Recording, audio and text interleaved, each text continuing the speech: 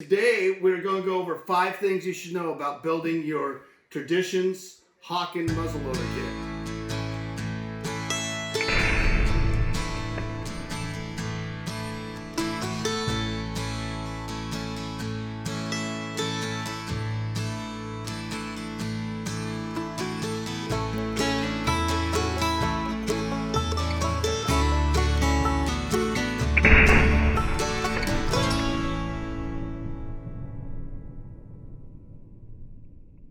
Okay, so here are the 5 things.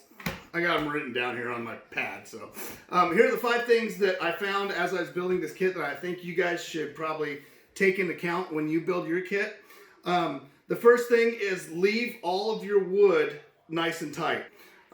If you do that from the beginning, then you'll have a rifle that stays nice and tight. The second thing is adjusting your lock plate. You need to adjust your lock plate with the barrel in, and I'll show you why. And then the third thing is the barrel tang screw and the barrel tang, making sure that and I'll show you where this is, making sure that those are tight in the wood and that the barrel tang screw is going through the right way, or else it won't, your set triggers won't work right. The fourth thing is your trigger guard, is making sure that you align it off the back, not the front, and I'll show you why. And then lastly is the sights. This one still has my plastic back sight, but I put a new front sight on. When you order this kit, order some sights with it. All right, so when you put this kit together, very little sanding needs to be required on the wood. If it just slides in, that's how you want it. You want it to fit like a glove. And so if you look, I even have it still just a little tight, and that's how you want to keep it. You want to keep your wood just a little tight on your barrel. That way your rifle stays good and tight. You notice that I did do some cleaning up in there to make sure that it was nice and tight, and if you look on the barrel, you can see that there's very little wear from it sitting in there. But that is a big deal, is making sure that all of the wood stays tight. Even on your back plate, you want to make sure that is a tight fit. Make sure that you kind of have to press your patch box in, and then on your lock as well, you want to be able to just kind of lightly press it in, lightly tap it in. Same with your tangs. So all that, make sure that it's just pretty much push in to fit. So that'll stay tight.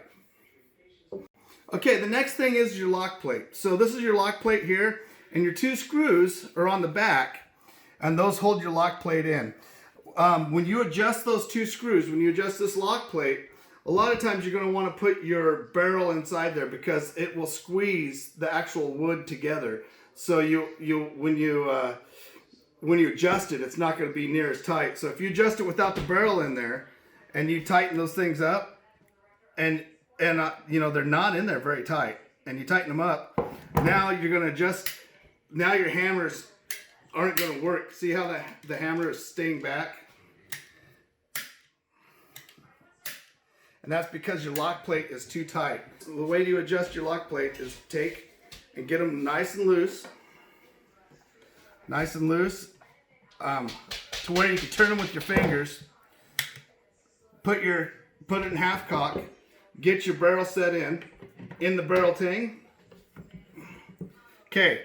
Now once that's in, you adjust your lock plate to where they are just snug. See how right there. Just to where they can't fall out on their own. And that, once you do that, then your hammer is going to work the way that it should. Okay, the next thing is your barrel tang screw. You can adjust this barrel tang screw wrong, and your whole trigger setup will be off. You could actually, your trigger will not engage the sear. So that is a really important thing, is to make sure that you get your barrel tang screw set up well before you do any of this. So the barrel tang screw, let me show you, is right here. This is your barrel tang. Your breech locks into it on the back with this wedge. That's another thing, is I had to polish this wedge with some sandpaper to get it to lock in there right. It wouldn't lock down until I polished it. Make sure you get it nice and polished to where it has to kind of lock in there. But once you get this set, you put your barrel tang, and your barrel tang has to be tied up against the wood. Some people like to sand all this off. I left it. I want plenty of wood around my barrel tang. But make sure that your barrel tang's really nice and tight, and then your screw comes through and hits your trigger. And when it hits the trigger down here, this has to be square inside there. If it's not square inside there, then your triggers won't hit the sear. So make sure that first your barrel tang is all the way tied up against the wood, and then that your action works. I tighten down my barrel tang screw and then my trigger screw in the back. Now I put a longer trigger screw in the back because of the way that the barrel, the way the trigger set sat in there. I want to make sure that I had that taken care of. Okay. Okay, the fourth thing is your trigger guard. If you want your trigger guard to set inlay and sit really nice inside there, and if you look how tight that is, if you haven't seen the video where I installed the trigger guard, I'll post it right here. You want to make sure that you do not take your wood from here. So the trigger guard is pretty much going to get set back here, and then you adjust it to the front. That way, when you adjust it, if you look right here, I've adjusted it to the front there, and I don't have as much wood. It's not quite as tight as it is in the back. But that's not a problem because you have all the mechanisms up front here, so you don't even notice it. If that was that case back here, you would notice it right away. So make sure you adjust the front rather than the back. Another thing that I did do is I did adjust some of the brass in there, so the brass would fit in there nice and tight. And it just looks better that way.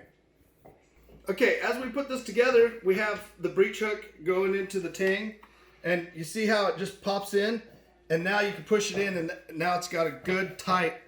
If you look at your connection there, it's really nice and tight. There is no slop in there. If you have slop in there, it's going to eventually wear that out and wear your wood out. You want to make sure that that's a good tight connection. So you put it in, and the last thing, number 5 on my list of 5 things that you should know about when you build one of these kits are the sights. Notice that I have this sight, and of course my front sight, it comes with a plastic front sight, and it didn't fit very well in there. So I ordered another sight, and this sight's a little bit shorter. That's a used sight, and it's a little bit shorter. So I had to go way back on this sight. So my suggestion would be, when you order one of these kits, to order a set of sights with them. Okay, so those are the 5 things that you should know while you're building your Traditions kit. Now, it's a great time when you're self-distancing or self-quarantining or whatever, or shelter-in-placing or whatever you're doing. This would be a great way to break up your monotony of your day. If you want to do that, you could get a kit from 3 Rivers Archery, and I'll leave the link up here. And also, if you could help us, we're giving these stickers to everybody that helps support us on our Patreon account. So if you go over to our Patreon account, and I'll put a link right here, you go over there and donate $1, we'll send you a sticker. We have to pay for our web hosting for the podcast, and we're ramping up the podcast, and I don't want to get rid of it, but at the same time I want it to pay for itself. So if you guys could do that, if you want to help support us, we'll send you out a sticker. With that, you guys, thanks for watching. The next video we're going to take, and we will sight this sucker in, and we're gonna sight it in with ball ammunition and black powder. So